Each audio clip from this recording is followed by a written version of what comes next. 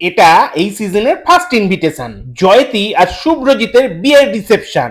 না, এনারা কারা আমি কাউকেই চিনি না, যেগুলো চিনি বা বুঝি তাতেই কনসেন্ট্রেট করা যাক। এগুলোকে বলে গোল্ডেন ফ্রাইড প্রন।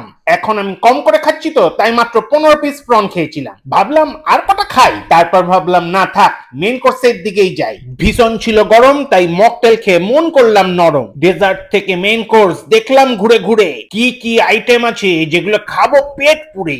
দেখলাম এই সুযোগ আছে মাঠ ফাঁকা, টপ করে প্লেট তুলে নিলাম, পেয়ে একটু মকা। কড়াইশুটির কচুরি, আলুর দম, পনির, সাদা ভাত, ভেটকি পাতুরি, বাসন্তী পোলাও, অল্প একটু চিকেন কষা নিয়ে ভাবলাম না, মাটনটা পরে এসেই খাই। ভেটকি পাতুরিটা জাস্ট ছিল জুসি মুসি। পোলাও দিয়ে চিকেন কষা খেয়ে হলো মন খুশি।